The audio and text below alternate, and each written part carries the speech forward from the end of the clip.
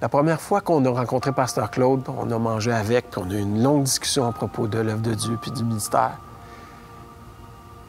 Stéphanie me disait après, un jour, on va travailler avec Pasteur Claude. Je crois que c'est à travers des églises locales que Dieu va faire son œuvre, qui va agir puissamment. Et mon désir est de me consacrer à un troupeau, à une église comme berger, à donner ma vie à cette église-là avec une équipe qui est alentour pour faire l'œuvre du Seigneur. Nouvelle Vie, c'est 30 ans de fidélité à la mission, d'avancer le royaume de Dieu. Ne méprisez pas le jour des petits commencements. Je me souviens du premier message, le 8 août 93. Le premier message que Pasteur Claude a prêché, c'était sur Ésaïe 58. Et puis, il y avait dans ce message-là déjà l'ADN Nouvelle Vie, mais aussi l'aide aux plus démunis. Nouvelle Vie est caractérisée par la générosité. C'est parce qu'en arrière, il y a un homme qui a un cœur profondément généreux. Et dès la première semaine de Nouvelle Vie, d'ailleurs, on est parti une équipe en mission en Haïti. Une équipe qui est partie en Haïti pour déjà aller mettre la base sur ce qui prend place aujourd'hui. Ça a commencé le 8 août 93, le premier message. Et puis, de ça est né aussi le premier balbutiement de la Banque alimentaire, avec peu, mais avec ce qu'on avait, on voulait simplement commencer à aider. Il y avait cette passion-là de l'Église doit communiquer un message, mais l'Église doit communiquer aussi l'espoir. Un des moments marquants de l'Église Nouvelle Vie a été la crise du verglas en 1998. On a fait une différence parce qu'on a été un centre d'hébergement. Je pense que ça a matérialisé, incarné notre ADN d'être une Église aussi pour la communauté. Si aujourd'hui on supporte tant d'œuvres humanitaires, que ce soit en mission ou en supportant les œuvres locales ici, une partie de ça vient du cœur de Pasteur Wilkerson.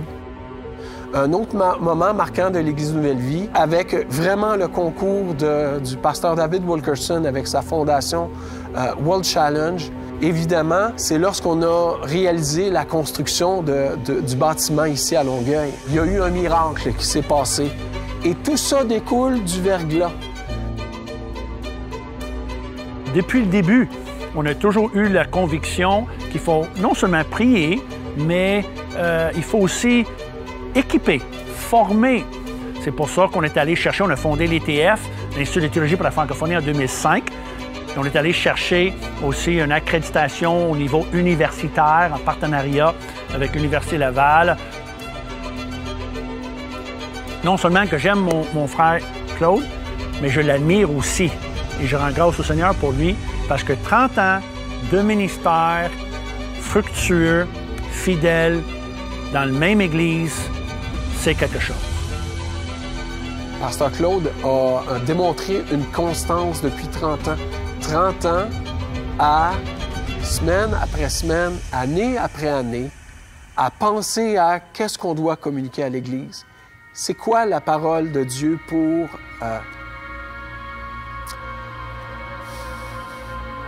que les gens ont besoin. C'est quoi les besoins des gens? J'ai vraiment ressenti que 2020 va être une année sans précédent.